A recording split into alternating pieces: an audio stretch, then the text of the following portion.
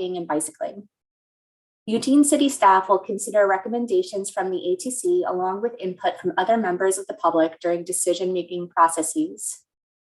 Please keep in mind that this meeting is being both recorded and live streamed to YouTube, meaning that it can be viewed on the City of Eugene Transportation YouTube channel both right now and in the future. The live transcription feature for closed captioning will be enabled. All verbal and written commentary will be held in the public record. Today's meeting will begin with a 15-minute public comment period. The public comment period is an opportunity for individuals to speak to the Active Transportation Committee on transportation-related issues. Each person will have 3 minutes to speak. To indicate you would like to speak, please use the raise hand feature within Zoom now. The chairs will call on you when it is your turn, and staff will unmute your microphone at that time. When it is your time to speak, please give your name, city of residence, and for Eugene residents, your ward or neighborhood. At any time during the meeting, you are welcome to ask a question using the Q&A function or use the chat feature for discussion with other attendees and committee members. Comments will be monitored and recorded. Anyone making inappropriate comments will be restricted from the live portion of the meeting. Questions will be answered at the chair's discretion. As a reminder, civil speech supports everyone in feeling comfortable sharing their perspectives and opinions. Let's give one another the respect of courteous and civil speech tonight. I'm also going to throw out there that this is going to be my first time at the helm of the Zoom controls, so it might, please bear with me if there are any bumps along the way. And with that, I'll hand it over to the chairs to convene the meeting. Thanks, Karen. So tonight we're gonna make sure to have a little extra time for the public comment for members of the committee to respond. I don't know if it was clear if we're gonna be doing that at the end. I would assume that when a member of a public gives comment, we'll have a moment to respond, not to have a long discussion about it, but just to respond to it in the moment. So if any participants have something they want to bring, it looks like we have one hand from Brad.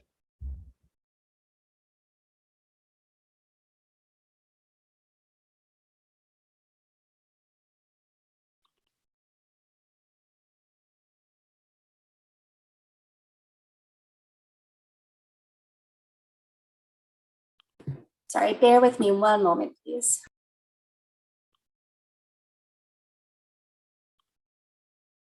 And I think that's me. I have to actually make you the host. Sorry.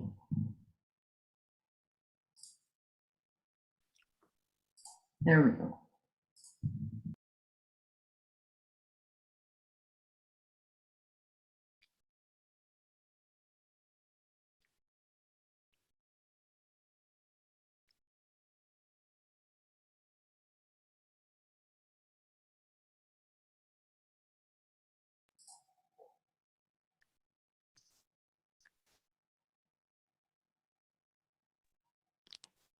Okay, now you can hear me?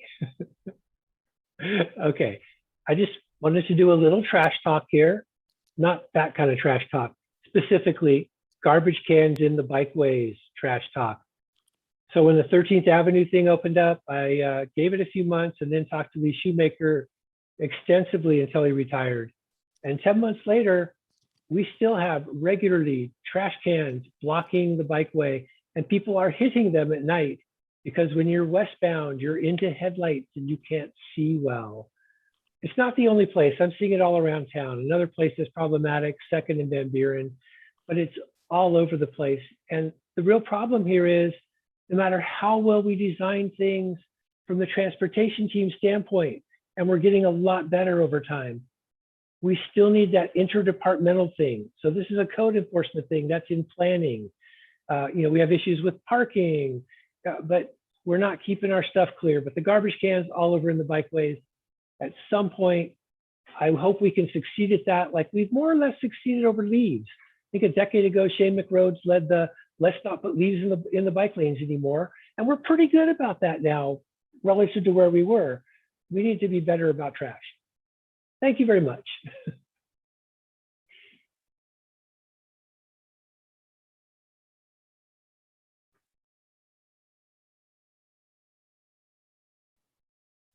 So now we'd have a moment if anyone wants to respond. What I'll say is that I've noticed that, and also there seems to be some confusion about where to put your cans on the sidewalk as well, and how long to leave them out there and how much room to leave, that sort of thing.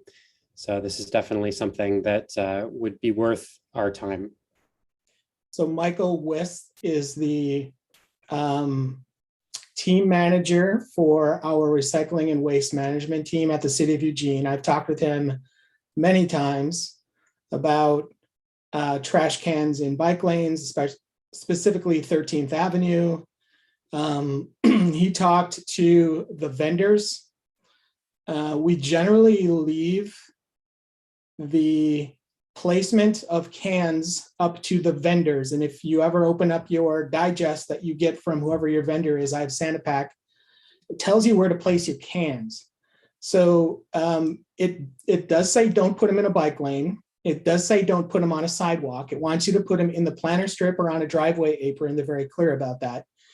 There does not seem to be, Brad, unfortunately, an enforcement mechanism. I've asked them about that. I'm like, do we have code compliance officers that can go out there? It says it's not a code issue.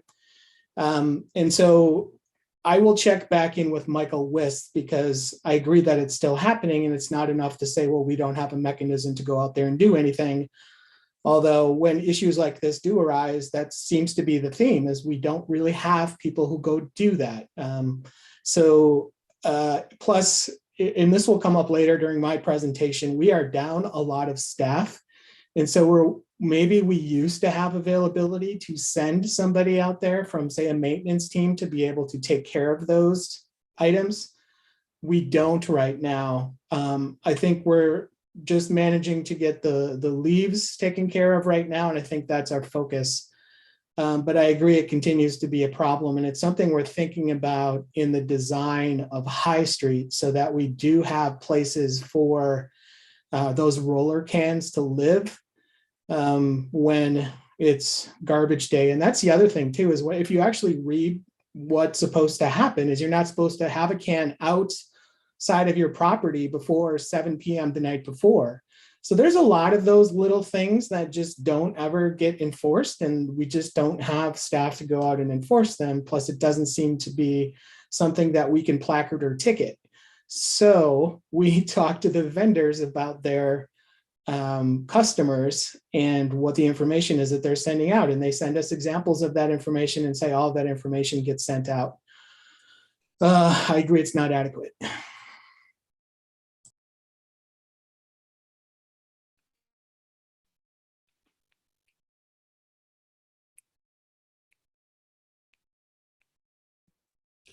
All right, not hearing other comments and not seeing other participants with hands. Let's move on to item 3, approving the October meeting notes. Do we have a motion and a second? I'll make a motion to approve the October meeting notes.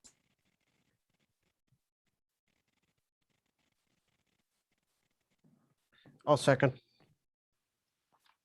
All right, if you would please use your thumb to indicate your approval or disapproval.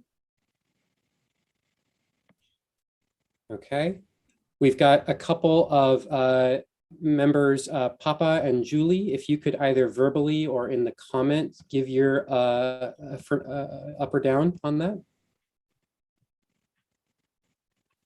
Looks like Julie's having some technical troubles. Papa, are you able to communicate your vote? I don't know. Am I supposed to abstain? I wasn't at the meeting. That sounds appropriate to me. Okay, not hearing anything from Papa and Julie. I think we still have quorum. So.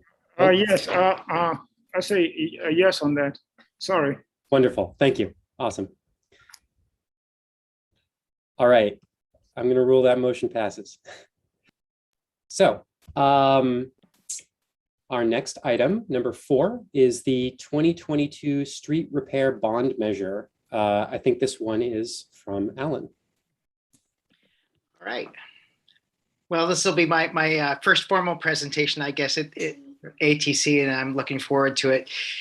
The street repair bond measure used to be kind of like this voodoo thing to me. Like I didn't know where it came from or how it was constructed. So, and that was a long time ago, and now I'm part of the process. So I wanted to be able to help clarify it for other members of the ATC.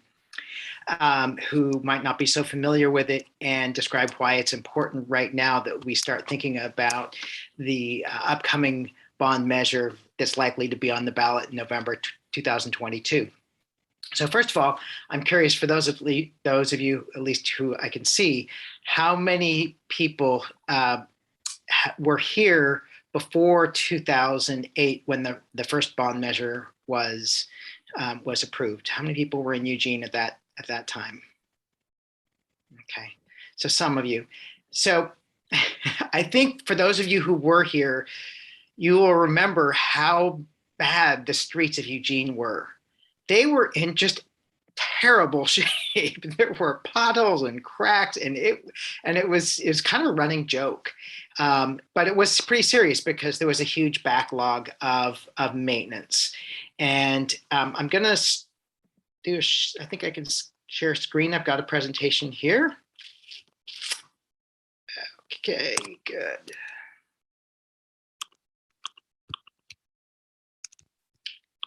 Okay.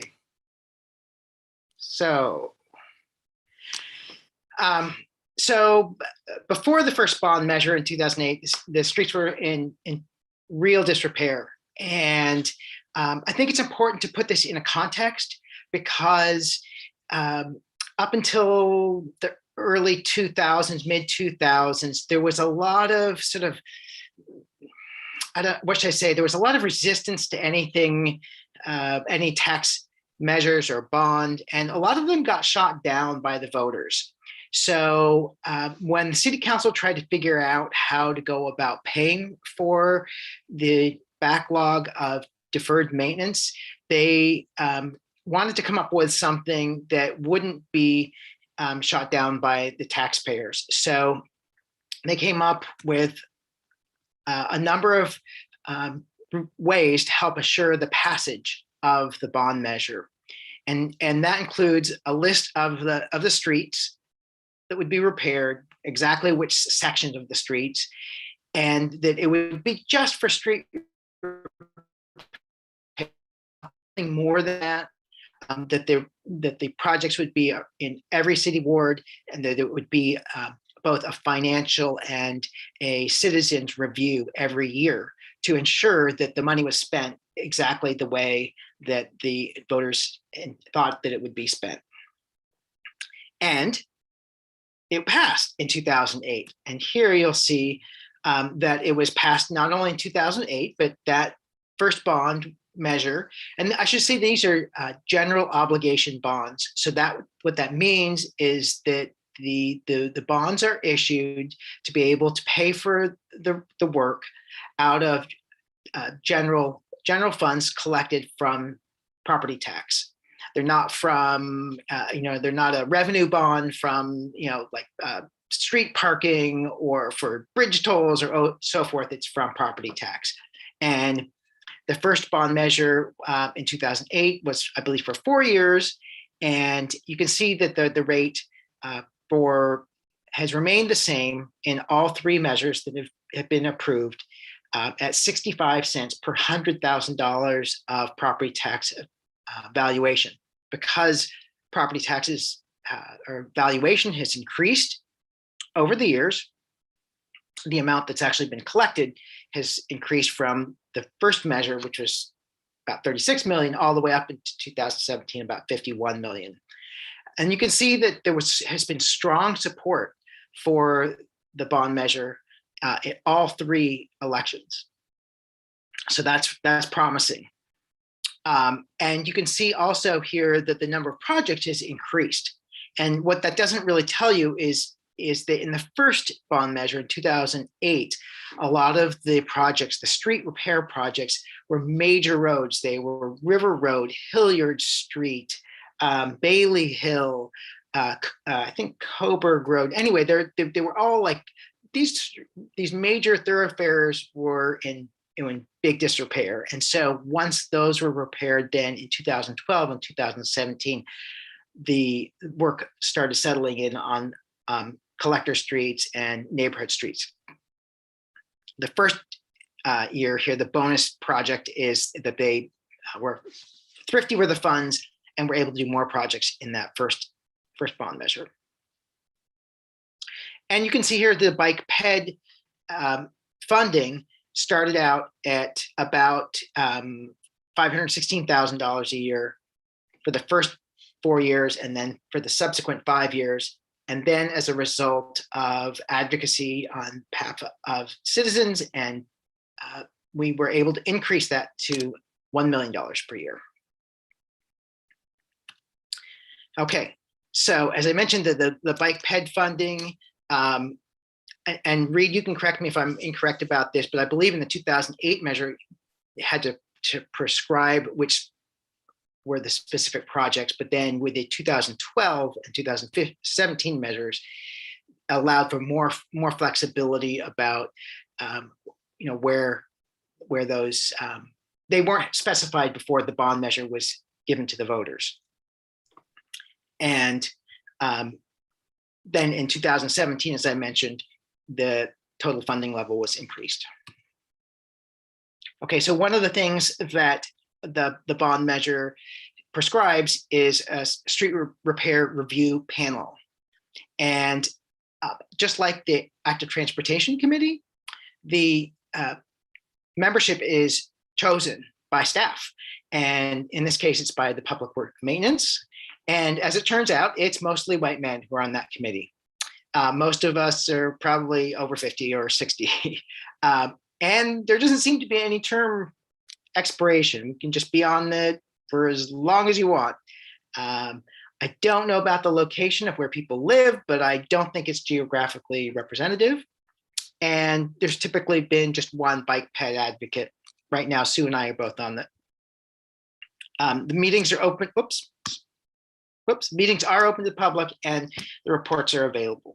So there's some problems, obviously, I think, about the composition of the committee, and that's not something I'm going to touch on right here about how to fix that, but I think it needs our attention. So what does the review panel do? We meet just 3 or 4 times a year in the winter, and the first the site visit on a bus. We didn't last year, it was virtual. We look around and see some of the projects that were completed. And then at the second meeting, we have a progress report, and that includes not only what the progress has been towards getting rid of the backlog of maintenance, but also a financial report. And then in the third meeting, we help prepare a written report to City Council. And if it's a year where a new measure is going to be considered, then we make a recommendation regarding the future bond measure funding level and the rate of assessment of the taxation, and how much would be dedicated to active transportation. Here's the cover of the most recent pavement management report. You can get this online. So the pros and cons of the bond measure, and I think Reed has spoken to this many times, is that it is one of the most flexible funding sources, and that it can be used to leverage grants for larger projects for state and federal money. The downside of the bond measure funds is that there's just not enough funds dedicated to active transportation, and that there's a lot of things that can't be done with those funds. So a lot's changed since 2008. First of all, the roads are a lot better because it's worked. The funding has worked, but the population of Eugene has grown, and we're still seeing so many cars on the road, and we haven't completed our bicycle and pedestrian transportation network. We have climate change is even worse than was before, and some of you may know that our urban tree canopy is in decline. We're losing about 1% of our urban tree canopy every year as a result of a number of factors, but including climate change. So things have changed, and our bond measure, in my opinion, should also change. One is that we should increase level for active transportation. To what extent or what level, that's, I think, a good discussion to have. And it needs to have some greater flexibility. So how would we get a different bond measure in 2022? We, as a body, could make a formal recommendation to the city asking for a higher level, maybe a specific level of funding, and that it be more flexible.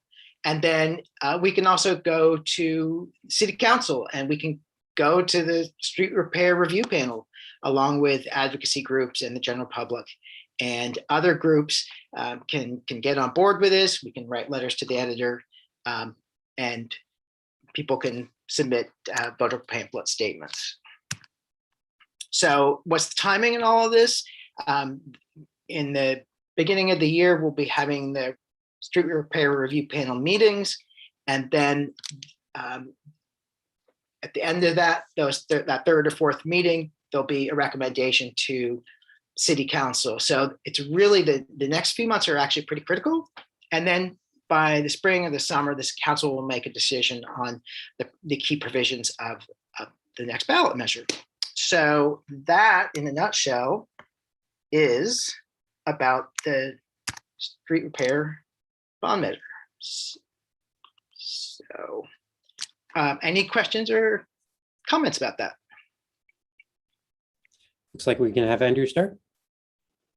Yeah, my comment, I guess, is right around, I guess, how we're counting active transportation routes. I'm not sure that it's common. Maybe this is actually a secondary good question, right? But like when we do a pavement preservation project, right, like, are we not allowed to stripe bike lanes? And then I think about too, like how many, like riding on bumpy roads on a bike isn't that fun either. So like, are the active transportation dollars that we just saw as a percentage, like, is that trying to capture, like if we repaved River Road and there's a bike lane there, did some portion of that count? And like, if, I guess, like if we wanted to repave River Road again, right, it has a bike lane, but let's say it had a protected bike lane, like would that money have to come out of the active transportation pot of funding, or could that go against the kind of full account? I can answer that. So if it's long line striping, like a bike lane, it's paid for by the pavement project. And so it does not draw anything from the bike ped allocation. If it is something where we have to build a thing, like a protected bikeway, so separated space, there's concrete in there, there's bollards, something like that, then we do start to draw from the bike ped account.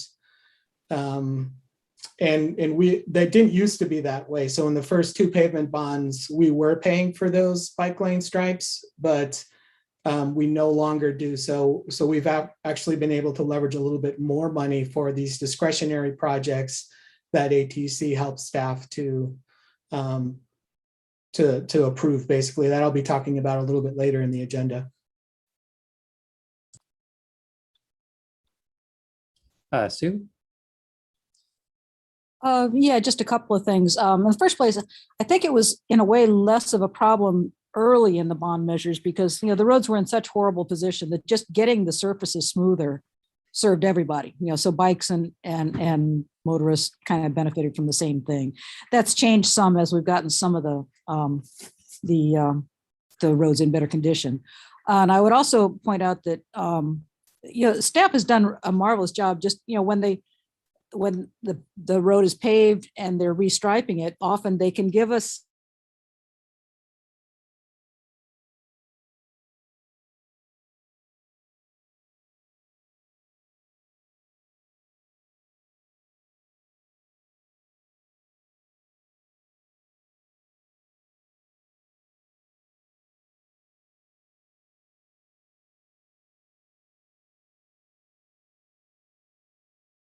because of a variety of other things. You know, some of the projects got kind of shoved back. Is it for sure that there will be a bond measure? Is there that there will be a bond measure and that it will be this fall or next election, that it's on the ballot?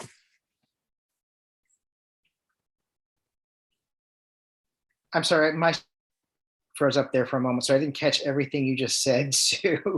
Yeah, mine said that my link was unstable too.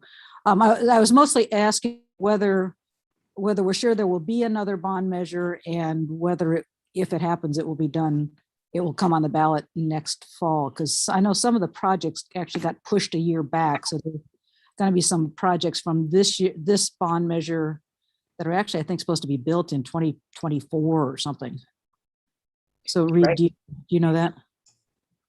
As far as I know, there will be another pavement bond measure. We can slide projects past the 5-year period. For example, South Willamette Street was in the previous bond measure. So that one slid quite a bit. We try not to do that. Our obligation to the public is that we get the streets that we identified completed. I think that's going to be a challenge this year. According to Alan's chart, there's 91 projects, and we slid 5 or 6 of them this year just because we didn't have vendors who could deliver those projects. So that adds to the quantity we need to do next year. And then there's another year on the bond after that. So they're going to start to pile up, and it's going to be interesting to see how we reconcile that. But the plan is to do another bond. The public seems happy with it. I was at a Jefferson West Side Neighbors meeting last night, and they talked a little bit about the bond. They're like, the reason we keep voting for that is because you're delivering on it. And so we take that very seriously, and we work on those projects first. And that's why, to be frank, some of our bike ped projects slide a little bit because they're not in a ballot measure somewhere identified by street segment. So we work on the stuff that we said we would deliver in a 5-year period first, and then we get to the rest of the stuff. The reason that the pavement bond measure is so important is, and this is used by economics professors and some others sometimes as an example, is that if you catch a street when it first starts to fail, in other words, that first layer of pavement starts to crack, then it's very cheap to replace this much asphalt. If you wait a little bit longer and defer that maintenance, the work gets deeper and deeper and deeper, and eventually you end up having to reconstruct that segment instead. And so the lion's share of the projects that we do every year are those overlays where we're just rebuilding a little bit of pavement on top so that we don't have to do a bigger project later on. And so that's why we don't want those projects to slide. So that's the other reason is let's catch them now. Let's get them in good condition so that we're saving money in the long run. And I would also add, that's why sometimes, we'll sometimes hear from people that, why are they fixing that road? It's not that bad. They should look at this other one. It's horrible. It's like, well, that's why. We're trying to fix it before it gets horrible because it's a lot cheaper then. I wanted to address one thing that Andrew touched upon, which is about roads that bicyclists use that aren't necessarily, may or may not be a designated bikeway. And that one thing that we can do in addition to the things that I've mentioned is to look at the list of streets that will be proposed for the upcoming bond measure and see if those are ones that people who are riding bicycles use frequently, and if there are other streets that are in worse shape, we can advocate that those specific streets be included. And historically, Howie Bronstein, who was a member of the ATC, did exactly that many years ago and advocated that Alder Street be reconstructed, even though it wasn't a high priority street, because it was a major bicycle thoroughfare.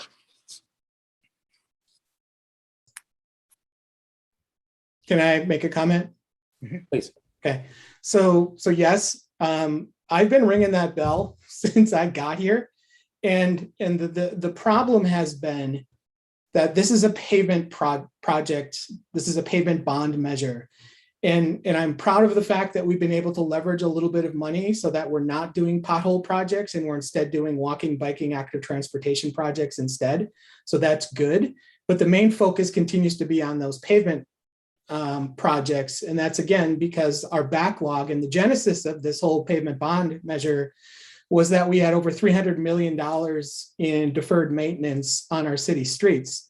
And we realized that we were going to have a big problem if we didn't start decreasing that. And so every pavement bond measure has diminished that a lot. And so I don't know what the latest number is, but it's well over under 100 million. So we've done a good job in tackling those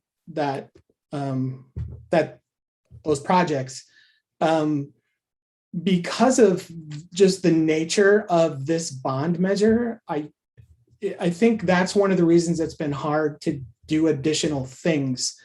Those additional things are, and I know Alan knows this, but if you're new to the ATC, every couple of years we talk about the bond measure and I say, here's the limitations, and the limitations are, this is primarily a pothole program. And I think the leadership feels like one of the reasons that it is successful is because we are delivering the projects that we say we will deliver, and people can experience them. And most people right now drive cars. And so we are focusing on the pavement condition.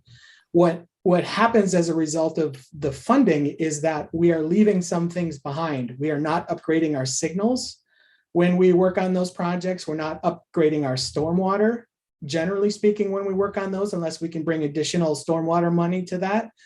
And so we have been trying to do that. We're not adding bike ped necessarily. Sometimes we can do it if we're doing all the ADA ramps as part of the pavement project. But if we want to add a new crossing, generally we have to bring extra money to that. Tree replacement, I think, is a big one. We have been doing that as part of our projects, but we do no sidewalks. So sidewalks is something I hear at every neighborhood association I've ever been to.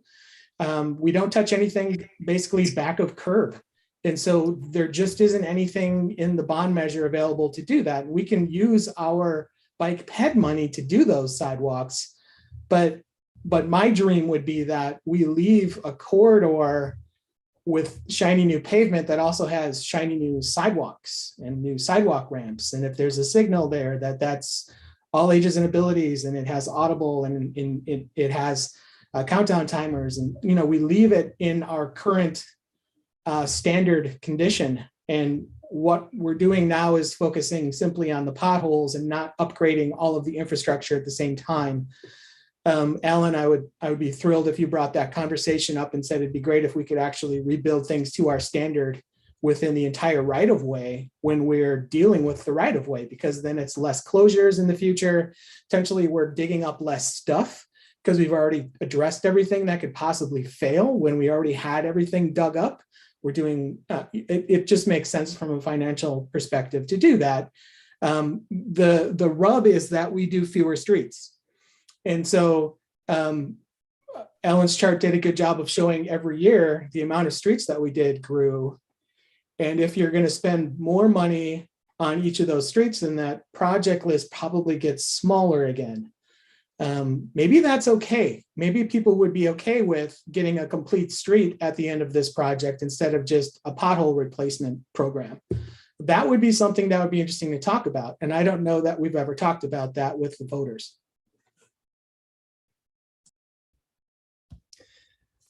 So I have three thoughts here. So one of the things that Reed just addressed a little bit was kind of the idea, Alan, that you raised about repairing the roadway versus the whole right of way. Is that something that is allowable within the street repair bond measure process? Can we work on sidewalks with this money? Another thought is repair versus improvement. This is an idea I think I got from another conversation about this. To what extent can we use bond money to make improvements to the roadway, like, adding infrastructure versus just repair? I think Reed actually earlier referred to, like adding, concrete protected bikeways. So maybe that was just my misconception, but can we actually be making improvements, at grade, pedestrian crossings, that sort of thing. The third idea is just about, kind of this idea that the Sisyphean task of maintaining roadways. As everyone here knows, the vast majority of the cost of infrastructure is maintaining it, not building it. And so as the city continues to grow, I'm starting to hear conversations with the urban growth boundary folks. It sounds like we're going to be considering pushing back the urban growth boundary and building new roads. Is there room in the discussion for reducing the number of lane miles that we have to maintain? Is it politically feasible to decide that some roads we shouldn't be maintaining anymore because we have too many of them? When, obviously, clearly, conditions have improved. I see Andrew smiling. Clearly, conditions have improved with potholes. I've experienced that in my time in Eugene. But at what point, is it possible to decide that we want to prioritize, improving infrastructure so that it's livable versus just having enough square footage for cars to drive on?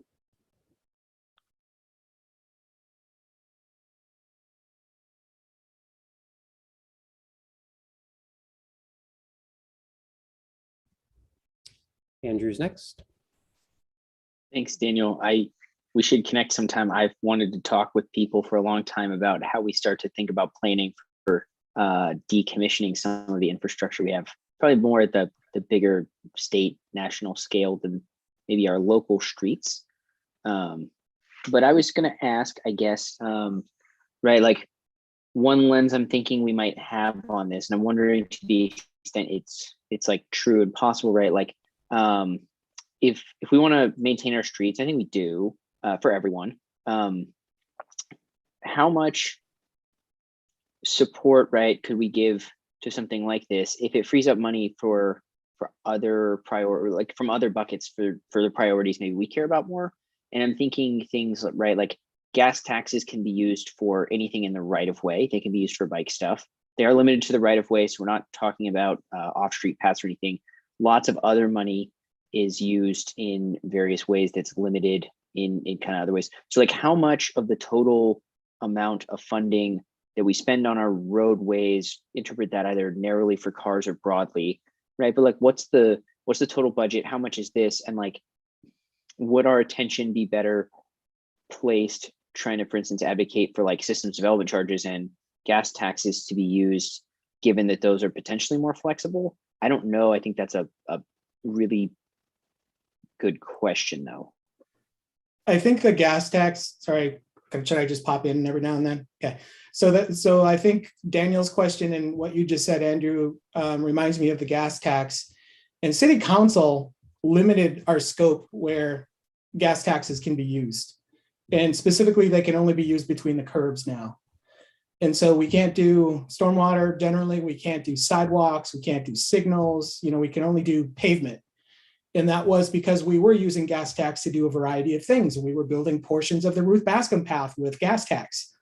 And some folks on the council got upset about that and says, no, these are car taxes that should go back to cars. And it has remained that way since I think the early 90s. That could change. So maybe that's an advocacy effort that somebody on this committee would want to take back to council and say, hey, let's change our rules on gas tax, because we should be looking toward the future and using these monies as we need them to achieve our objectives. I think there was something else that Daniel had asked that I forgot. Oh, can we use the monies, the pavement bond measure money for basically anything? And the answer is yeah. So we use it for grant matches. We use it for, basically it's very fungible. We can do anything we want. It's property tax money. So there really are no limitations on it.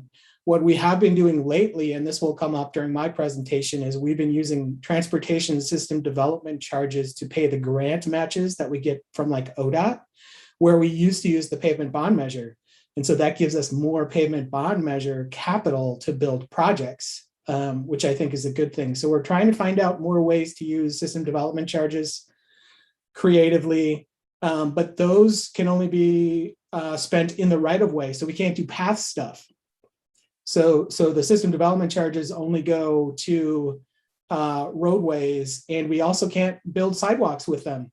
So it's another one of those things where we don't, again, I'm bringing up sidewalks, but it's because we don't have dedicated funding. And when we look at the sources that are reliable that come in every year, we don't have a lot of those that are available to build them. So that's why a lot of our grant projects are doing things like building sidewalks, unfortunately, because we don't have another program that does that. And we don't have funding that could do that. And it would be interesting to see if gas tax could be used for that. I feel like it could. We've just made rules that don't allow us to. We have 3 minutes remaining on this topic, and I see Pete and then Sue. I just have, I think should be a simple question, but probably isn't. I actually really think that this whole idea that we look at the fund for the entire right of way is the right thing to do. Just fixing potholes, I mean, it's just only a part of the question of infrastructure, and I really believe that should be. So that being said,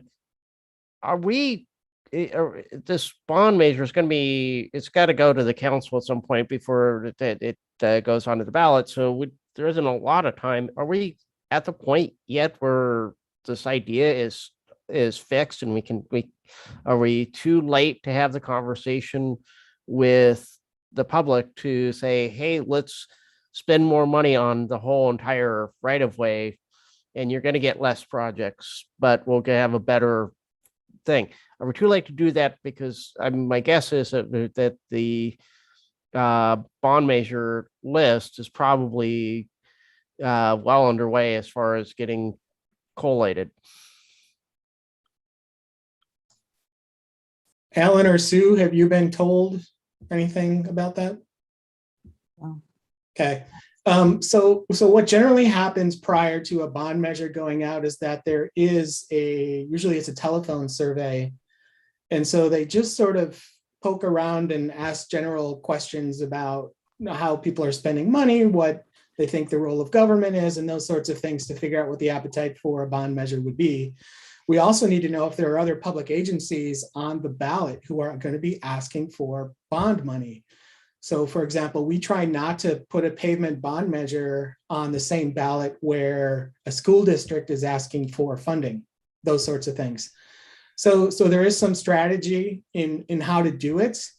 I would think that council wants to deliver good projects and programs and make sure that we've got funding for the stuff that people want. I think the SRRP is, again, I don't want to put everything on Alan and Sue, but I would think that's a great place to bring up that conversation and say, hey, we've been pushing this idea of improving things in the right of way for a while and just not doing it. And we're having trouble delivering these 91 projects. Do we expect that to change? Maybe we're better off doing fewer projects and doing a better job with them because we've already dedicated time to those sections. One of the things I've learned from the project teams is they hate the fact that one of the things that we like to do in transportation planning is we'll say, like a Safe Routes to School project, we'll do a crossing up in Bethel, and then we'll do one down in 4J, and then we'll go out and do another one. So we're miles and miles apart on all of these projects, which means they have to send a survey out to 13 different sites. They have to mobilize at 13 different sites. They have to do a traffic control plan at 13 different sites, those sorts of things. They'd rather just do it on the one corridor. And if there are improvements that need to be made in that corridor anyway, the best time to do that is when you've got everybody there, So I think there are a lot of efficiencies in doing it that way. I think that first survey is largely what we've been leaning on, which said folks really just wanted to pay for pavement. That was a lot of years ago. That was probably, 2007 or so. So probably time to test that again. And I can give up time on my agenda item too, if this wants to go longer. I mean, that these topics are pretty much the same. Yeah, this is important. Sue? Yeah, I was just gonna move that we delegate to a committee. It could be either the infrastructure committee or the communications committee to come up with some recommendations on both the next street repair bond measure as well as use of gas tax money, and bring it back to the ATC to consider ideally by our next meeting for the committee to vote on and then decide on a course of action.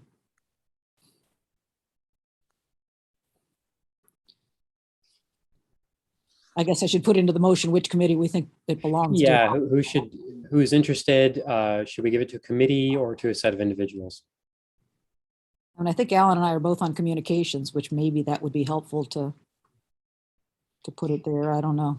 Either It way. certainly sounds like it would meld well with our efforts to go talk to council and others. That seems like the appropriate place. I'm also on the infrastructure committee meeting, so it seems. And yeah, and maybe that group can also send a proposal to this committee that we can talk about and vote on in December.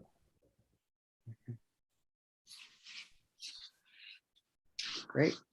Do we need to vote on that, or can we just consider it assigned? We can just do that as long as we're not making a decision right now to, make a formal statement as a body or anything.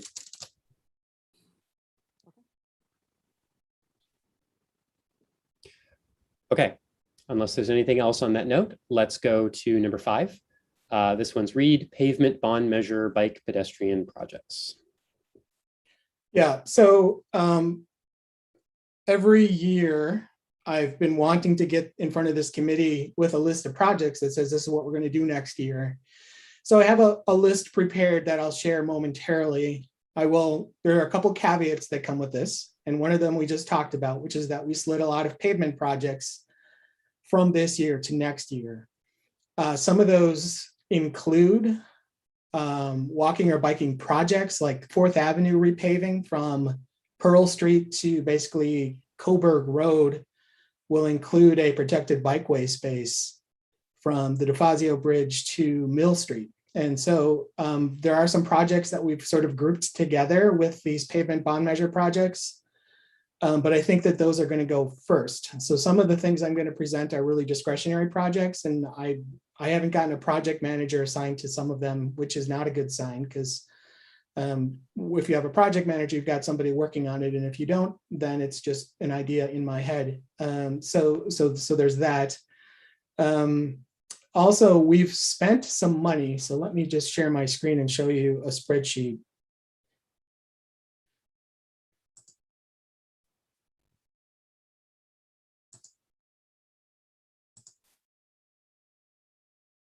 Can everybody see that? Yeah, okay.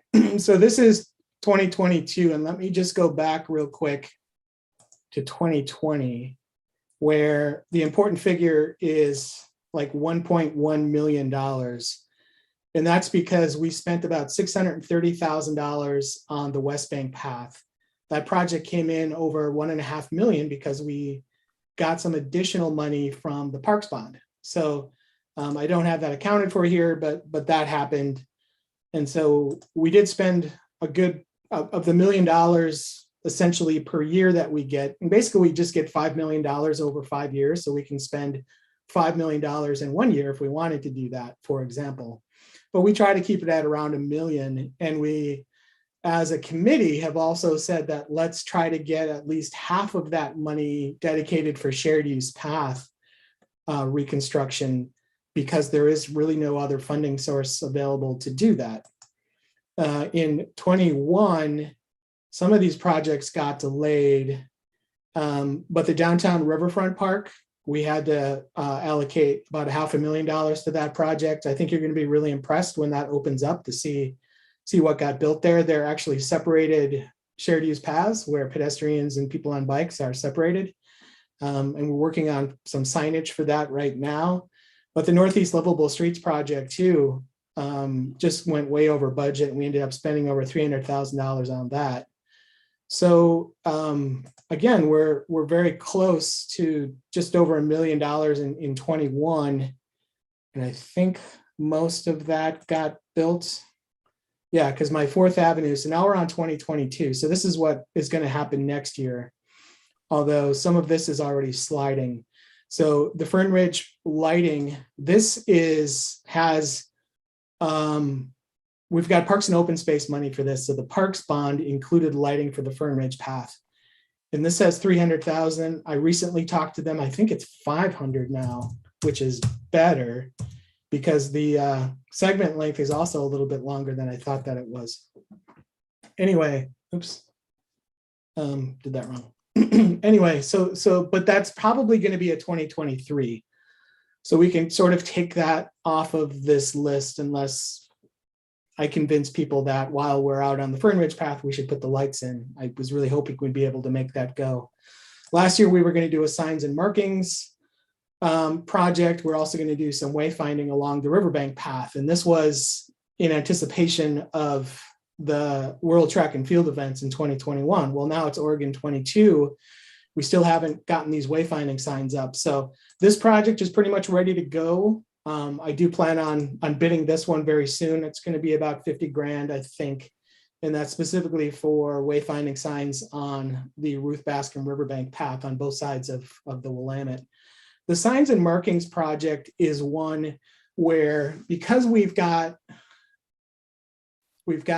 issues in public works maintenance with staff, and honestly engineering, all of, the city has a deficit of staff right now to do a lot of programs, to be frank. And so where we used to be able to use public works maintenance to do some light striping projects, like if we wanted to add some crosswalks, if we wanted to do some of those smaller projects, we would just do that internally. Well, there's no capacity to do that. So we're going to bundle a bunch of those projects together. Some of them are going back and fixing things that were done wrong, like on 13th Avenue in front of the fire station. If you've ever driven a car there, the Keep Clear section goes from half a block from Willamette to Willamette. That's striped wrong. So that needs to get ground off and it needs to go back in the correct place. Those sorts of projects need to happen. I'm going to get a list from Safe Routes to School on crosswalks adjacent to the school site. That would just be easy adds, and just get those in there so we don't have to develop a discrete project and develop a grant and do environmental surveys for every one of those spots. Let's just do a striping project with local money so we can just go out and do those striping projects. So that's some money as well. And then the Fern Ridge path repair, I have been told, is something that we will do in 2022.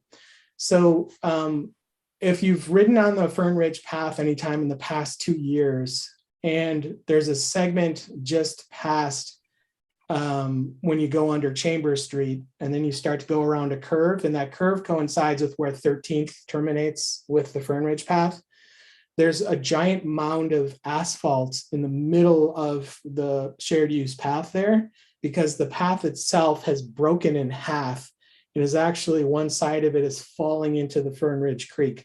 So we've tried to Band-Aid that thing back together so that there's some surface there, and it just needs to be rebuilt. And again, we don't have any money to repair shared use paths. So when we do projects like this, we have to draw from a source like the pavement bond measure. So the Fern Ridge path was identified by a previous active transportation committee group. I think it was a subcommittee of infrastructure, where we said, okay, the West Bank path is really bad, and we've now fixed that. And the second one on the list was the Fern Ridge path. And there are just a couple areas on the Fern Ridge path, like this one, that we're going to repair, as well as the undercrossings that are dark and usually full of mud, where we want to do something else. So there's something else for the undercrossings is some of the crossings, like Acorn Park Street is one where the surface itself is really bad. It's like really lumpy under there and sort of uneven. We can put a new layer of asphalt under there. The mud is going to be trickier because the entire Fern Ridge path is designed to flood if the Amazon Creek floods. So it's part of the spillway. It's just how it was designed. However, 11th Avenue, when we expanded the bridge deck on 11th Avenue to accommodate West MX, those additional bus lanes, we lowered the Fern Ridge path. And as a result of that, there's generally water on that path segment this time of year. I was out there on Sunday and there was 5 inches of water out there. We need to figure out a solution to that. And I don't think this money is going to be able to address that. At a minimum, I want to be able to get a depth gauge out there so that folks know whether or not they want to try to ford 3 inches of water, or if there's actually 2 feet of water in there and you should just stay clear of that. Right now, you can't tell because it's dark in there and the water is black. So you have no idea what the depth is. So that's what the Fern Ridge repair project is. Let's go out there and find some segments that have failed and fix them. And then the following year in 2023, we'll go out and light the unlighted segments from City View all the way to the Richardson Bridge, which don't have any overhead lighting at all. And we'll use some parks bond for that too. So that's the Fern Ridge path, and that's the plan for the shared use path allocation of the pavement bond measure over like the next 2 years. There are also some pavement preservation projects where I think we can add some active transportation elements to those pavement projects. 8th Avenue, I just have on here because I was thinking, do we need to add some more money to that? We've been using SDCs on this and we've cobbled together about 3 different grant sources. So I think 8th Avenue is good to go, but I may end up having to put some money in there still. 17th, 19th, and Mill. So I've got about $150,000 in there. And what's going to happen, and it should have happened this year, this is one of those projects that slid to next year because there was only 1 bid that was returned when we bid this project, and it was twice what our estimate was. So we said, okay, we're not going to pay that. And so we're going to bid it again this spring. But where the Amazon path right by South Eugene High School meets 19th Avenue, and then if you continue northbound, you're on 19th Avenue for just a little bit, and then you would turn on to High Street. Well, next year, we're putting a 2-way bikeway on High Street. And so when we're repaving 19th Avenue, we're also going to put a 2-way bikeway on the north side of 19th Avenue to connect the Amazon path across 19th to that north side, and then all the way around the corner to the Fern Ridge path. And then there will be also a crosswalk there so that people can cross right at the Amazon path. And that's just going to take some extra money for us to build those islands. We've talked about raising that crossing as well. I'd love to get that thing raised. I don't know if we're going to be able to do that in this location, but we're still working on that. Polk Street. I saw this on the list and I was like, oh, great, let's tackle Polk Street. Well, Polk Street says we should do some bike lanes between 18th and 24th. And so for folks who are new to the ATC, the way that I used to describe that is that each year I get a book of matches. And when I do a project that's unpopular, I burn a match. And eventually I run out of matches. So I can't start any more fires. I think anything we do on Polk Street is going to burn a lot of matches. And I want to save my matches for when we do the north end of Polk Street between 5th and 18th, because I think that's the segment that we need, because that's what connects River Road to South Eugene. So I don't want to start messing with Polk Street in the south end without getting that north end done first, because then it's sort of a double whammy. People will say, well, you already wrecked part of it. Well, let's not wreck anything right now. Let's put the new pavement back, and then we can come back to Polk Street at another time and spend some money on that. So that's my thinking behind that. And then on 4th Avenue, I already explained, we're going to do a little bit of protected bike lane on that. So it used to be that if you cross the Willamette from Alton Baker, and then you were going to go down to 4th Avenue and head into downtown, there's a bike lane on the far side of 4th Avenue. So you would have to cross 2 lanes of traffic that would be coming off of Coburg Road. Well, we're just going to build a 2-way bikeway on the near side, so that you'll turn from the shared use path basically right into that 2-way bikeway instead of having to cross those lanes. That will take you underneath the Ferry Street Bridge, and then it'll end up at Mill Street. And at that point, you can decide to take Mill Street over to 5th through the new riverfront development, or you can choose to cross to the far side and continue on 4th Avenue. So, and that's something we'd worked on with the infrastructure subcommittee. And so that's, I think, a good project. Another one is the Candlelight Neighborhood Greenway. That's an addition to the project that Shane is working on, which is a Safe Routes to School project out in Bethel, which is adding rectangular rapid flashing beacons across Royal Avenue at Throne, and then across North Danabo Avenue at Unthank.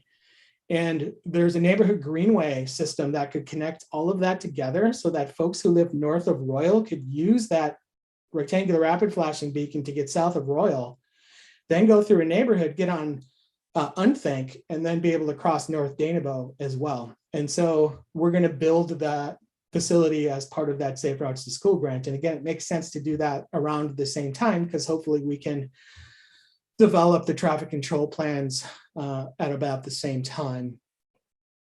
CMAQ walking. So CMAQ is congestion mitigation and air quality.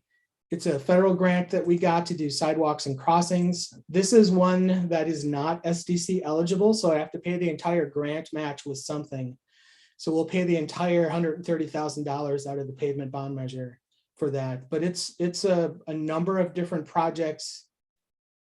11 of them actually have a web page up now too. If you just type in enhanced walking on the city's webpage, you can pull up that map. But it's some sidewalk infill, and it's also a lot of crossings. And so one of the crossings that folks are probably familiar with is the crossing of 24th Avenue at the Amazon path, which is always a problem for folks, especially at night because there's no overhead lighting there. So we're going to actually raise that crossing up. So we are going to do that here.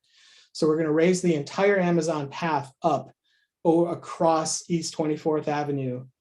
We're going to close one of the driveways into the parking lot that's right there so that people aren't pulling out of the parking lot and pulling directly into a crosswalk. I've talked with Parks and I've gotten that approved, so I'm closing that driveway off so people are going to be pulling onto the street from farther away. And we're going to do 2 overhead lights. So we're going to light the crap out of this thing. So at nighttime, I don't want to hear, I had no idea anybody was coming, because it's going to be bright. It's going to be concrete. It's going to be bright. We're going to have striping with black outlines. You're going to be able to see this thing. And it should feel like a shared use path is crossing something. That should feel like the main way. And then 24th will feel like I'm going to have to slow down here anyway, because I think the issues we have right now are mostly due to folks who are driving too fast. And then the long-term plan on 24th is to be able to connect with protected bike lanes, Willamette Street all the way to Alder Street. And there's just a little bit on both ends that we have to do before we can get to that project. That might be a 2023, and I'll come back to you guys and talk about how we would put that together. So all that is happening. And then I also have a little bit of money down here for the grant matches for those Safe Routes to School projects, but I think those are both going to be 2023. So if you were to add all of that up, it's about $2 million worth of projects. Some of that's going to slide, like this big project up here, which is the lighting of the Fern Ridge path. We can take off that $730,000, I think. And then I think these grant matches come off and we're right around $1.1 million for 2022 again. So I think that's where we want to be. And I've got project managers for the Fern Ridge path repair, for the Riverbank wayfinding. I don't have a PM yet for the signs and markings project. All of these pavement projects have project managers, and all of these have project managers. So most of these should go in 2022. I feel very confident about this list. The list is generated based on stuff that we've heard. We get a list from Safe Routes to School. And then we end up spending money on some of these existing pavement projects where we think we can add something to a location where we've already mobilized a crew.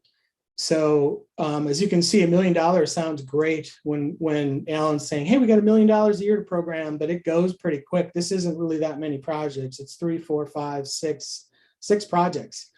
And we've spent 1.1 million in 2022. So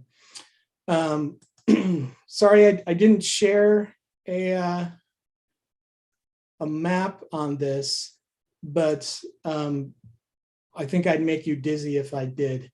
How do I stop sharing? I'll stop sharing. Are there any questions for all of my talking?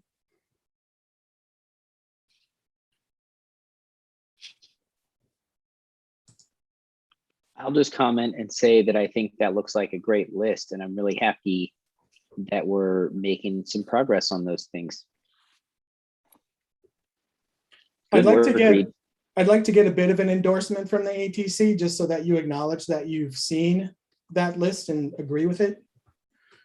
And usually we would do that in the infrastructure subcommittee, but I feel like this is a committee of the whole kind of thing that we should see where that money is going. If you're looking for a motion, Reed, I will make a motion that the ATC has seen the list and thinks it's great. I'll second that. All in favor? Okay, that looked unanimous to me.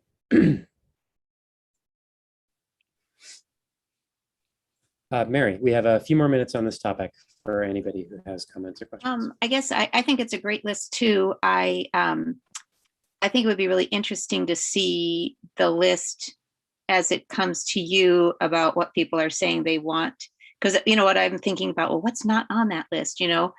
So it's a great list, and I certainly wouldn't be able to put together a better one, but seeing it maybe even a step before this, I wonder, that might be interesting, and I don't know if that's possible.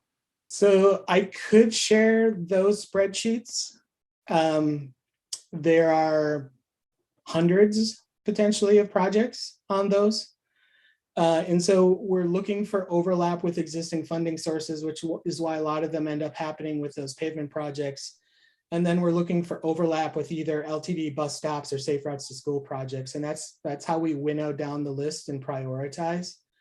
So I will think about formatting the way that we record those things. We have a system called the maintenance management system, which is a system that I can't think of the name of anyway, it ties a lot of attributes together. So it will map things, you can track progress, and you can basically develop requests for service. And so and I don't really know how to print that. Anyway, there's a lot of stuff that comes in, and maybe there should be a single source or place where we store those requests so that when people like you ask for it, we can provide it. I'll think some more about that and see what we can do with that. Because like right now we look at safe routes to school, we look at the MMS, we look at calls that I receive or any staff receives.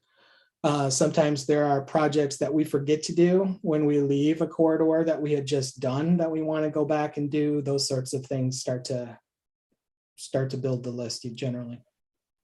Yeah, it might be just one of those things that we just trust you completely on, you know, maybe I don't really want to see that list, but I am curious, I think, about the process and the thinking that goes into it. Yeah. Thank you. Julie and then Sue. And then we're about out of time.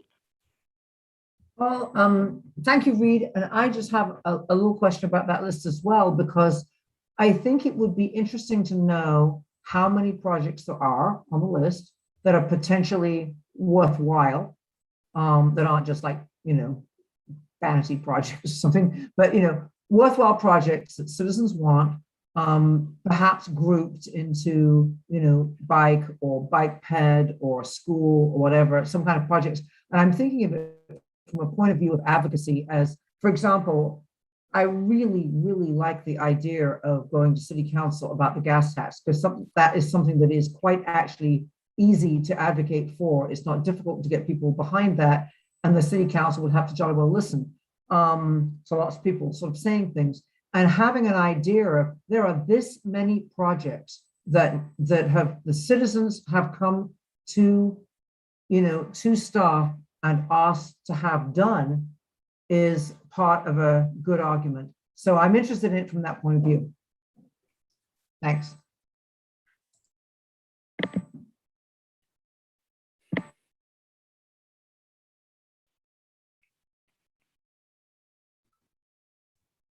Go for it, Sue.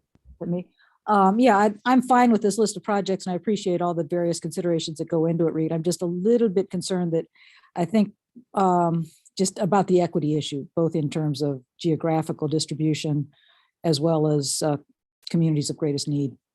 So it's hard to get everything into one list, but just something we should keep in mind. And also something you should bring up as part of that SRRP conversation, because the pavement evaluation system is agnostic. So it's only looking at pavement. It's not looking at opportunities to connect places. It's not looking for opportunities to improve multimodal or to implement TSP projects. It's only looking at the pavement condition. And so if these are our goals, we've got equity as a goal and climate recovery and those sorts of things. That should play into what is our largest source of funding for transportation repair on a yearly basis, I think. And it doesn't do that.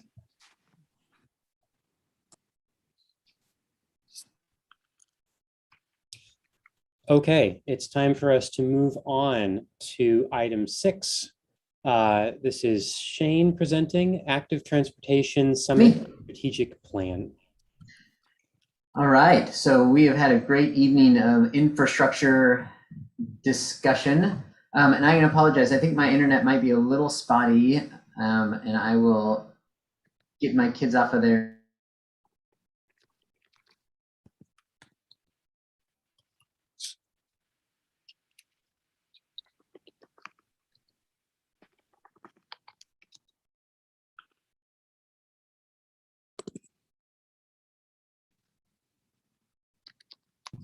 Okay.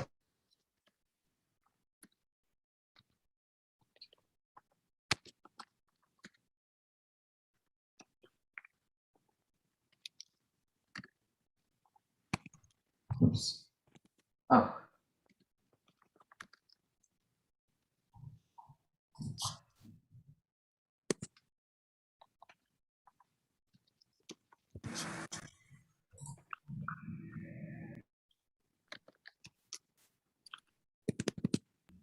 Okay, sorry about that. Everyone got me back now? Okay. Let me get my screen back here. Screen share. Okay, there we go. So I want to talk a little bit about some ideas and plans and get some feedback from you all. Let's see.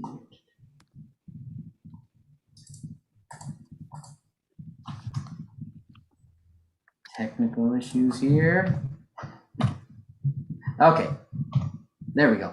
So the Active Transportation Summit is something that we have done in Eugene dating back to 2007 when we had our first bike tourism summit that we hosted here in Eugene as part of some Cycle Oregon and Travel Oregon work to talk about biking and its connection to tourism.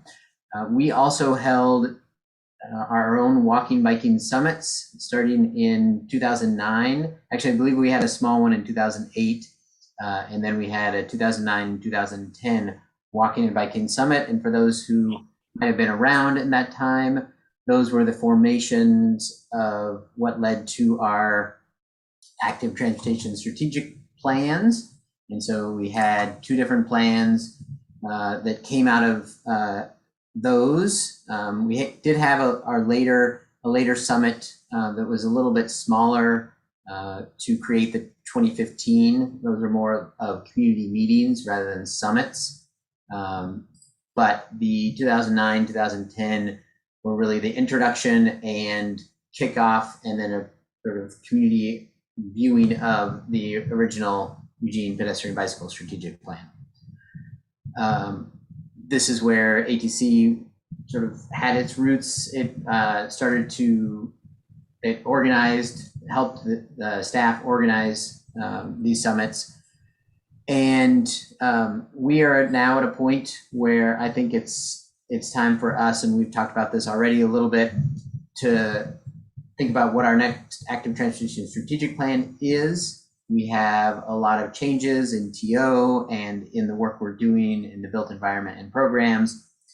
And so I've been talking with my team, and we're forming some ideas, and I just wanted to talk to you all about how you think what this might look like. And I'm going to throw out a couple ideas to sort of kick off these conversations, because my thinking is that we have a lot of professionals and well-educated advocates and community members, such as yourselves with ATC, who have been doing this work. And the environment is really different from 2010, when we really engaged the community about the work that needed to be done to get us to this next level. And I think because of that work, we have a lot more resources to draw from in sort of this professional community of professionals and advocates that we should really engage with. And the people who are doing that work and know this can really have some really in-depth conversations about where we should be going. And so this is, Active Transportation Committee, Better Eugene Springfield Transportation, and then thinking about all the staff that might be involved in all of this. When you start to think about where we were in 2010 and where we are now, I'm just looking at, so we have, our City of Eugene staff, staffing has grown around active transportation, and recreation staff engaged in bike safety education. We have Safe Routes to School coordinators, Cascadia Mobility. There's just a lot more professionals and educated advocates who we can tap to bring together to help set these clear goals and specific actions that we worked with the community on in the past. And I think that maybe now it's a time to actually work with the people who are actually doing the work and sort of in the trenches and knowledgeable about this to create this next plan, and then present that to the community, gather feedback on it, and finalize what that would look like. So at the same time, I think it's important that we do continue to engage the community, but maybe less about what should we be doing and more about celebrations and encouragement activities. And so one of the ways that I see that kicking off is with having some sort of active transportation presence at the festival that the City of Eugene is going to be hosting. And we now have a contractor on doing preparations for what the festival will look like and ways that we can connect Oregon 22 and Hayward Field to this festival. And so working with that blueprint to create some sort of active transportation space, but then also to have a team of volunteers of walking and biking guides. So we can have bike trains and walking buses, walking buses from Hayward Field to the festival throughout the 9 days of the event. And then also creating some guided tours on foot and by bike. And some of this can be done with staff, both City of Eugene and Cascadia Mobility and other organizations that could have some staffing support, but then also really relying heavily on volunteers. Gears is very interested in engaging on this. And I think that the Active Transportation Committee members could be an engaged piece of this, and thinking about how can we really make it as simple as possible for people to move back and forth between the University of Oregon space, the downtown space, the festival, and then also to explore our city by bike, by foot, and really get a feel for it. And so if we have those, bike ambassadors, pedestrian, walking guides, sort of whatever we want to call them, there's a potential that, we could really connect in and get people feeling comfortable and encouraged to use active transportation, and use that as a real communication point out to the broader community of people in Eugene of how they're going to get around, and that this resource is also there for them, that they are the ones who are also we want to engage on, and that we're engaging on that as part of this event, but it's also talking about it for beyond that, that this could be something that we have these resources even beyond this event of helping people make that choice and having those bike ambassadors or guides at other times beyond just this big event. So the idea is that we would work on planning the summit November to March, and then create an active transportation strategic plan through November and March as well, and then hold a summit of professionals and advocates in late April, and then during this time also work on those plans for a special festival events and sort of what that we would look like within that footprint, as well as the walking and biking guides. And then that event is July 15th to 24th. By then we are doing those events and have our active transportation strategic plan in place.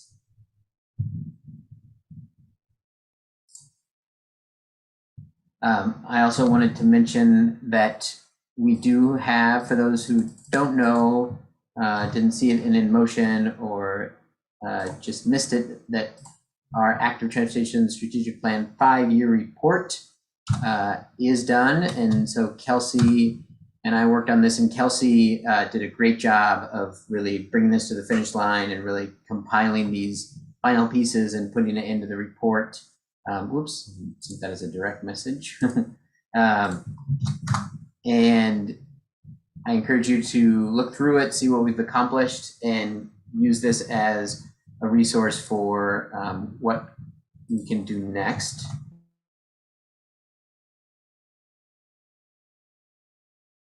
Years as well.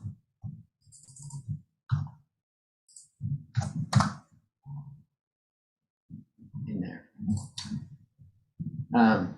So now I just want to open it up a little bit and get some initial feedback from you all about those ideas.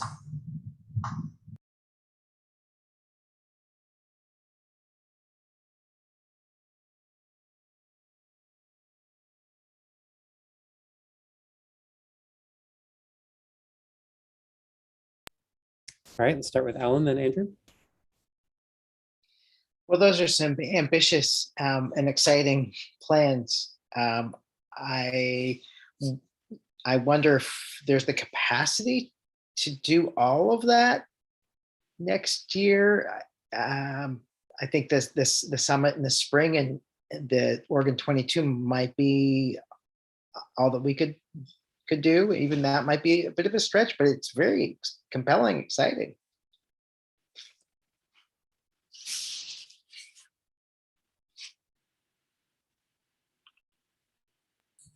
Great, Andrew. Yeah, I was just gonna say that sounds great to me. Totally on board. I think I'm really happy to see you all being active about it and looking at 22 as like a really good way to leverage energy, because I think that's really awesome and a really great idea. I'm wondering if I'm assuming, right, like part of this the work you're talking about, right, there'll be maybe a lot of programmatic elements and maybe like, if we dream big, temporary infrastructure, lots of cool stuff that we could do. We got to figure that out. I'm wondering if like there's any funding that comes with Oregon 22, like to help the programmatic development of some things like materials that we'll use, things like that. Like, does the city get anything from the people who put on the track games or from Oregon Traveling County? I'm just wondering if this like in any way takes away from other programmatic things that we're doing. Does that make sense? Yeah, I mean, I don't think that there's funding that necessarily comes from Oregon 22. I think that we we can work with our partners to sort of leverage what they're already doing and what we're planning to do. And I think that there's definitely some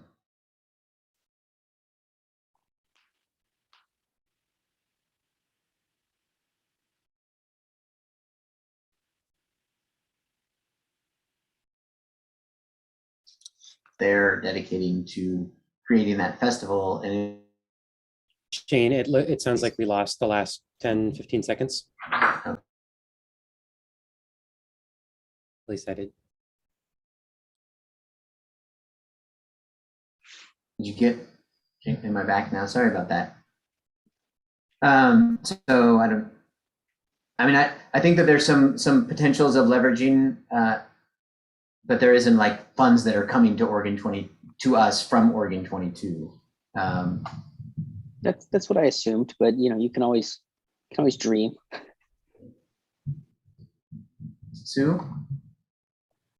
Yeah, I mean, it all sounds very exciting. I guess I'm a little puzzled about the link between the two legs. I mean, we have the summit and all the advocacy and all the stuff that's kind of Eugene focused.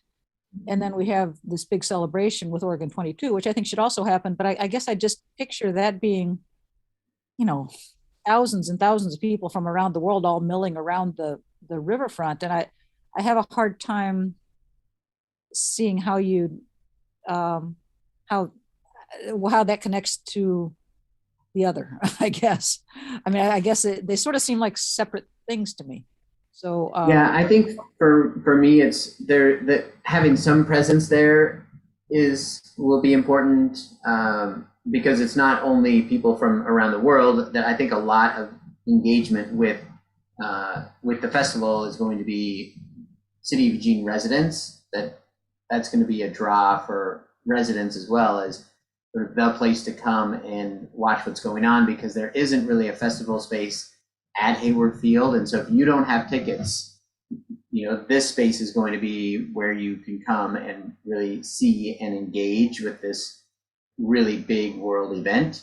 And so I think we have the potential of engaging not only people from abroad, but a lot of people from Eugene as well. And so having some small footprint there of transportation. But I think that the real overlap and connection is in this, the guided tours and walks, and more about getting people using active transportation to go along the river path to connect with the festival, but then also to utilize the 13th Avenue Protected Bikeway to get down to the festival, to go through downtown, to have guided trips similar to even some self-guided, like what we did with Cascadian Mobility around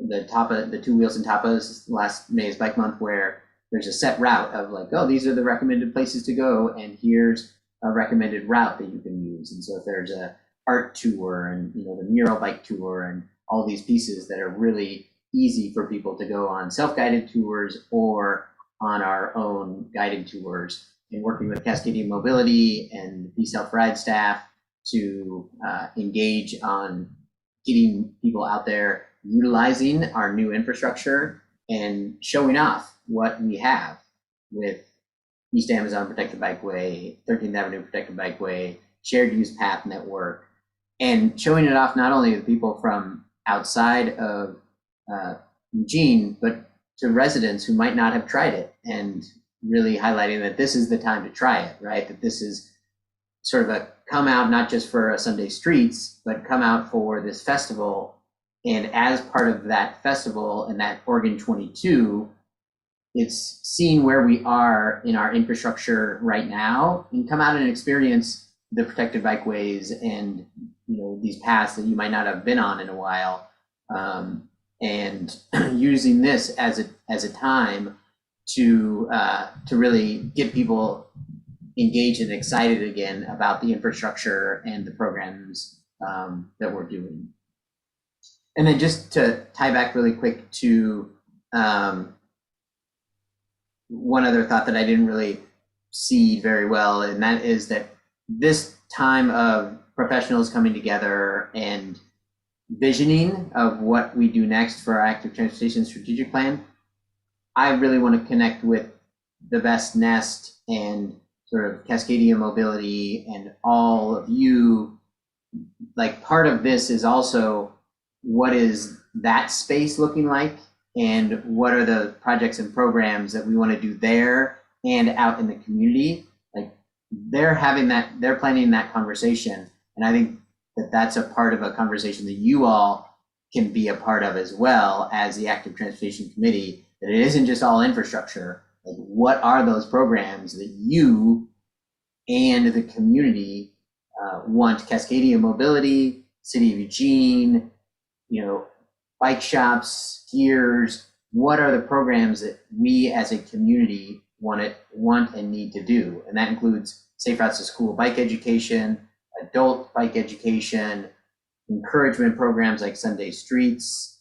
Like, what are those going to look like? That's what the strategic plan is going to lay out. And those are the things that I'm talking about, that we as a community of advocates and professionals need to come together to really decide on. We can make proposals. I can make proposals as staff, but what do we as a community want? Mary? Well, I was going to say that I do love summits and things. I think they're really great and energizing, and I like the idea of it.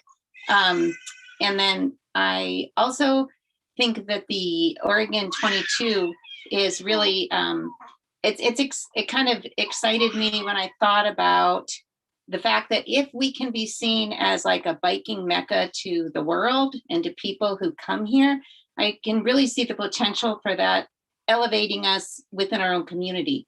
If people outside see like, oh my gosh, this is this great place to bike and walk. And then I just think it could really, really have people sort of reimagine it in our community as well. So I wanted to say that. And I also am just wondering if there's any plan is there any way or plan to get more bikes, an influx of bikes for rent as people come? Because there are all these people and all these great roads, but what are they going to ride,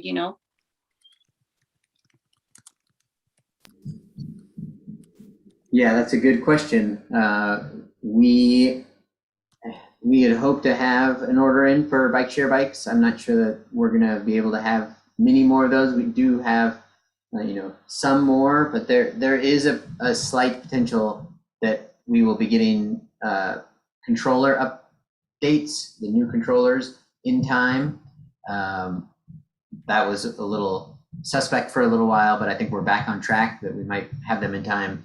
And if those come in, then we might even be able to utilize some spare bikes that don't necessarily match our P-Self Rides bikes, but could maybe be integrated into our system for special use. And yes, Reed, exactly. Scooters are another transportation option that we should have in the mix by then. We have time to hear from Grace. I think this is all really exciting, and I would like to see all these things happen, but it really brings it back for me about our need to have kind of a work plan, at least for the ATC, and how they might be participating in those efforts, and then for people to have some good choices about kind of what they're signing up for. I think these would all be like very specific, discrete projects that could really engage ATC and other volunteers, but without having that firm direction up until this point, and then thinking about maybe being on point for a lot of projects. That just seems like a pretty drastic shift, and folks might be really interested in that. But I think that piece of it is warranted, and that work plan needs to happen fast if we're going to get these things started this month.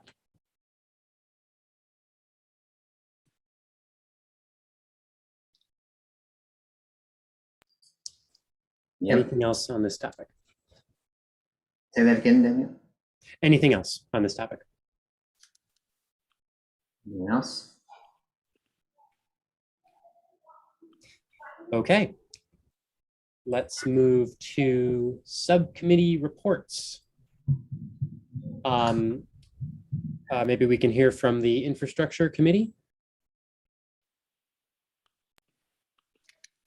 I can go. So we met, I think it's last week. We've reorganized our meetings, so we always meet before ATC meetings, which before we didn't always.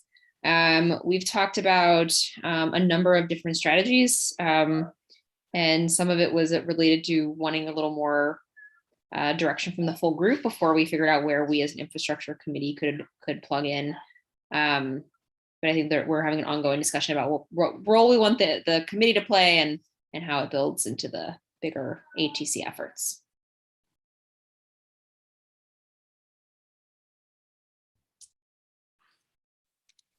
I think, Steve, do you have a programs update for us? Yeah, so we met on the 5th of November. We spoke really about two issues. One was bike parking, and the other was a request that came from Sarah at the Safe Routes to School program for volunteer assistance for the Ruby Bridges Walk to School Day on November 17th. So I'll just talk about those. The bike parking, we spoke at length about that. There was sort of particularly about the need to get some momentum going around bike parking for small businesses. Shane reconnected us to a link to the 2013 Regional Bike Parking Study by Alta, which identified gaps between public and private parking infrastructure. He noted that work is underway now, I think, to update the current bike parking standards, and so gaps can be filled more completely once that's complete. But there's a lot of discussion about whether there's really enough bike parking downtown. Opinions varied, and maybe that hinges on the definition between enough and the definition of downtown. But one example that Shane pointed out from the Alta report was that there are 104 bike parks called for at the Halt Center by our code, under current code, and there are only 18 today. So that's an example of a gap. I noticed, I did look through the huge active transportation report, it points out that there is the MPO's 2020 travel survey indicates that 77% of respondents said they'd bike more if there was quality bike parking available. So if there is enough, there's probably a public perception issue that has to be dealt with. We talked about the value of doing an audit potentially of the quantity and quality of bike parking at businesses, and find a way to make public who's doing a great job of that. Maybe with, so we thought a checklist and an audit would be a good way to get started. And Mary and I signed up to start a checklist in that regard. And there was a good discussion also about multifamily housing and the problems of parking there. Sometimes how developers do a great job of providing the number of spaces, but not always in the right place or in the most secure places. And Shane pointed out the Ferry Street apartment building that just was built recently that has really great usable bike rooms on each floor outside the elevator. So the thought there is maybe there's some opportunity to document best practices in multifamily bike parking. Maybe somebody could help to educate, if this is necessary, help educate some of the city planners about ways to enhance their design review process with developers when these multifamily developments come up. On the Ruby Bridges Walk to School Day, there was some follow-up that Mary did with the school district lady whose name slips my mind right now, but what they're asking for is they're going to do a recognition of Ruby Bridges Walk to School Day on November 17th, starting about 7 o'clock in the morning, for intrepid souls to gather and walk kids to school at 8 different locations in Eugene. So the starting place for that is at 1717 Cityview Street. We I think where we settled was, as a committee, we're not supporting it formally, but individuals may want to join in. So I'll throw a link to that Safe Routes website in the chat. And I think that's about all we had time for. And the communications committee discussed quite a lot. We were primarily focused, a couple of folks were at the latest beanbag chat at the U of O, talking about, kind of why a lot of infrastructure projects, things change seems to happen so slowly. And we discussed a couple of ways that we can be working to mitigate some of those things. And then the other thing we discussed was a couple of folks were at the most recent, I think it's the Metropolitan Planning Commission, the MPC meeting. They are talking about updating the regional transportation plan, big thick document, and a lot of folks actually showed up to testify that they didn't think that it adequately addressed climate change and some Vision Zero type safety goals that Eugene has. And so from there, we talked about some other kind of ways that we should, be communicating the sorts of things that we want. There are so many ways that we can address these issues, and we kind of need to, stay focused to some degree. So a lot of discussion there. And then we have some time for information share and project updates. So if any ATC members or staff has updates for us, please raise your hand and we can go ahead and start with Grace. Thank you. I want to share a little bit about the City of Eugene's middle housing code update process, which I know some of you are probably already tracking, but we're kind of coming to a head there in terms of all of the public outreach and engagement that city staff has been doing. And they're working towards putting their recommendations into Planning Council, which will then go on to City Council, or Planning Commission, which will go on to City Council.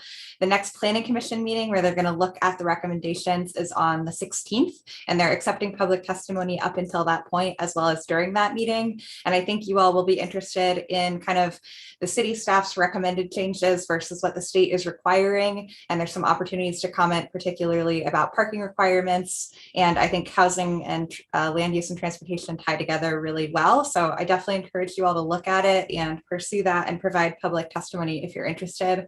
So I'm going to link, or I'm going to put a bunch of links and info here in the chat, and I can let you know or connect you with folks if you have more questions.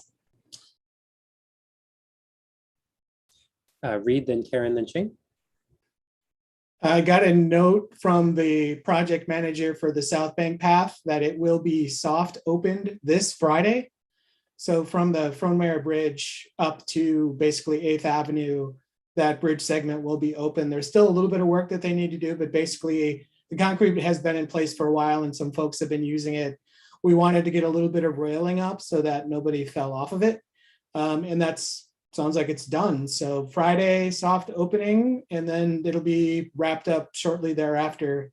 But it's coming back, so that's good. And then hopefully the Riverfront Park opens in a couple weeks, so that whole segment will be open.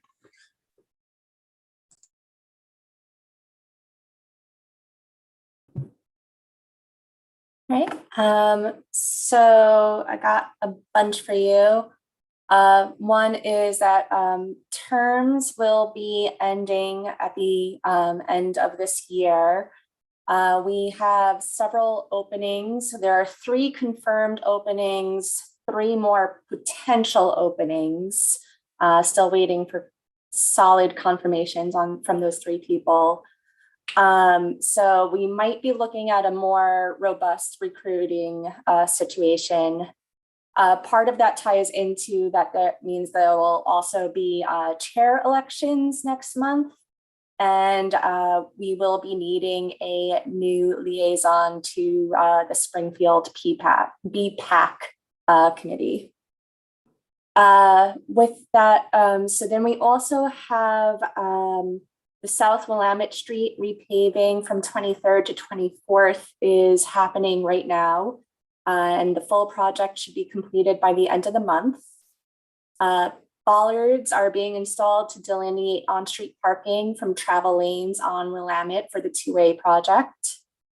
And Jefferson traffic calming is happening this month, weather allowing. That is a series of speed cushions on Jefferson between 13th and 28th Avenues. And lastly, leaf season, I have more than that. It goes on. Leaf season, there is promotion for keeping the bike lanes clear and the new iBike Huge web-based app.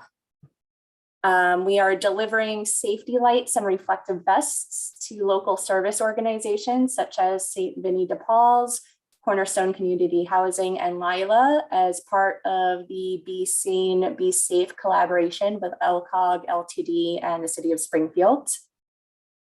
With regards to the regional transportation plan, a draft of that is out and available for review, and public comment is open until November 30th. And lastly, there are 2 transportation related job postings I can share with you. One is a Bethel Safe Routes to School coordinator position, and the other is a transportation options specialist with a focus in Springfield and Coburg that will be coming up soon. And that is it for me.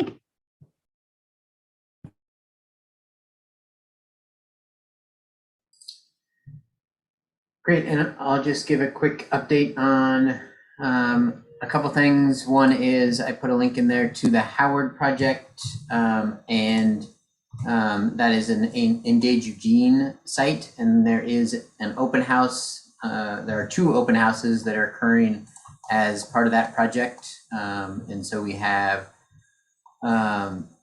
those on November 17th from noon to 1 and November 18th from 7 to 8 p.m. And then on the Engage Eugene site, we have a survey open as well as a map and a spot for questions. And we've already gotten some great responses on the Engage Eugene, or on the survey. And that will be open until mid-December so that we can make sure that we get it out to all the schools and all the newsletters, including the Neighborhood Association newsletter, and continue to gather feedback on that project. So I encourage you to look at that site, take the survey, and if you're interested in the other Safe Routes to School projects, just so you have that link to, we have a couple different projects, including the River Road at Hatton project, and that is a project that was funded through Rapid Response Safe Routes to School funds, and Logan is working on that. And then we have the Bethel projects that Reed mentioned earlier that are part of that the Neighborhood Greenway project and a paving project, and then this Howard Avenue one. And then the link that was shared about iBike Eugene, if you click on that link, it will lead you to a website. That website is actually our new app, and you should be able to go to that website on your mobile device and then save that onto your phone as an app. So it is web-based and it is an app. So folks are a little confused on how that works. There is a little tutorial on how to do that, and I'll put that in the chat box too, a link of how to do that that we reference on our website about the app. So it looks like Sue put her hand down. Then we have Alan and then Julie. Yeah, I'm on the Lane County Steering Committee of the League of Conservation Voters. And every couple of years when there are city council and county commission candidates that are going to be on the ballot, we have interviews with those candidates and make endorsements. And we always try to include some transportation questions that are on the questionnaire that they fill out before the interview. And so if you have any particular ideas about what those questions might be, please let me know. Certainly the pavement bond measure question for the city council might be a very appropriate one, but there might be others for the county commission or other ones that I haven't thought of. So let me know if you have any thoughts.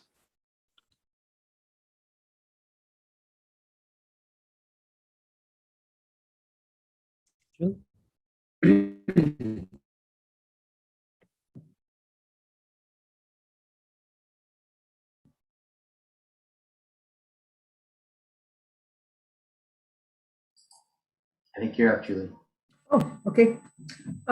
Just wanted to say a couple more words from somebody that's very new to this whole transportation planning, somebody who's not as versed as the rest of you, about the regional transportation plan, which I did provide some written testimony to and heard Sue speak. and also listened in. And it was a very illuminating experience to look at the list of projects that are funded, some of which have been on that list for, they're described as legacy projects, i.e. they have, chugged their way up the food chain for a couple of decades and are, really don't meet today's goals for transportation. I mean, it was an extremely illuminating meeting when you look at the amount of funding that is going to those ginormous projects and the pitiful amount of funding that is going to active transportation at a time when e-bikes are outselling electric cars 2-to-1. And the testimony was overwhelmingly against the plan. But what I heard, and I'm curious, how staff feel about this, was that the gentleman from Lane Council of Government said, well, all these projects are here because the municipalities have put them forth as their top priorities. And that, I think, raises an extremely interesting question, is that those sort of get stuck on this legacy list and go on and on and on and on, but they're not our priority projects today in 2021 or 2022. They were the top priority in 1990, and things have changed. And so I don't know how that gets addressed, but the funding inequity and the imbalance between what our transportation plans ask for and what is being funded is very, very dramatic indeed. And I would encourage anyone who hasn't had a chance to write a few words on the subject before November 30th to do so, because it can just be a very short email saying you are out of date. That doesn't need to be very elaborate. And that's it for me. Can I just respond to that real quick? Julie, that's very astute, because I asked that same question when I was given the list, because I hadn't participated in the RTP process before. And there were a lot of projects on there. I'm like, do we really still want to build a 4-lane road on Barger west of Beltline? And so I deleted it. So if in every jurisdiction had the opportunity to go through the project tables and delete things and add things. So the city of Eugene did so because I did it. Rob and I did that. So, but I don't know if the county did or Coburg did or Springfield did. And basically this plan also, just FYI, is used. Basically a project has to be in here to make the MTIP. So there's the state plan that gets generated based on this. And then when we apply for a grant, they figure out if it's in that plan. So basically we're working to make sure that things are consistent throughout. So fortunately we have a pretty good TSP. And so we were able to just migrate some tables over. I'm not sure that every jurisdiction does that. So that's a good note.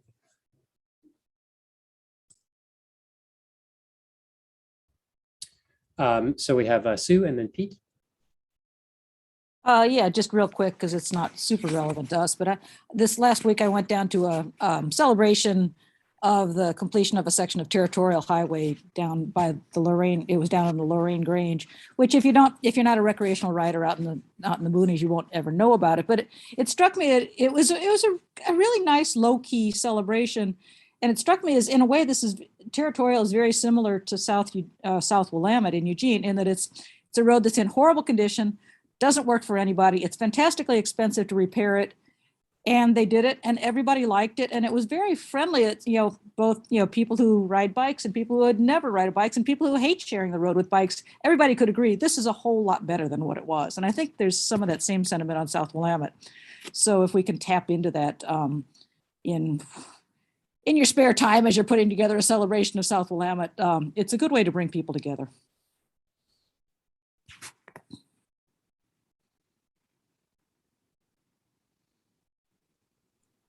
So I have a quick question, and which will lead me into explaining a bit of something.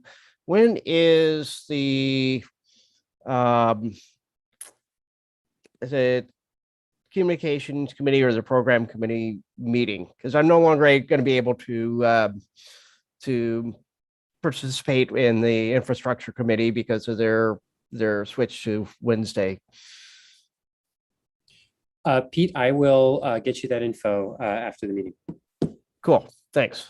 That leads me into also, this is, I'm in the process right now, and it's kind of got down to the public, so I'm willing to kind of share it, that I've gotten the appointment, or I've gotten the nomination from the governor to be on, to fill one of the empty spaces in the LTD board of directors. And that is going to be, fully decided by the Senate Appointments Committee on Monday. So I am still trying to figure out whether I'm going to still be on this committee or not, just because this new gig is going to be a much larger time commitment with several subcommittees and whatnot. So Karen, sorry I haven't gotten back to you yet, but still trying to figure that out.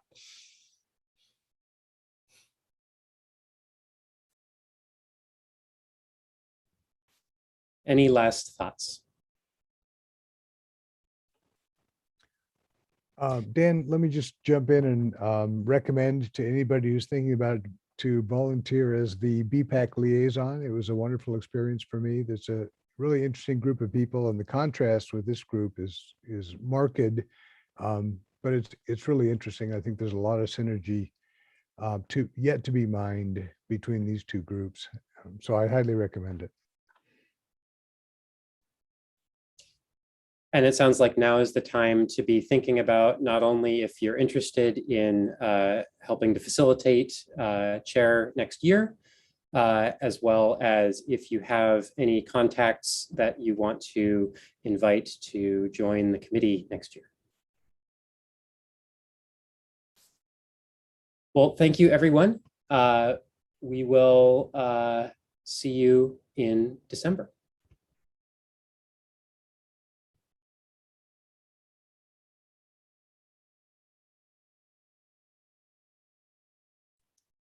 Night, everyone.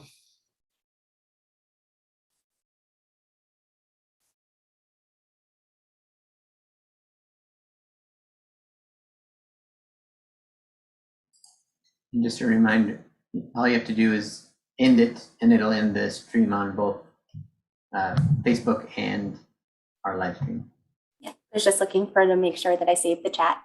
Yeah, good job. All right.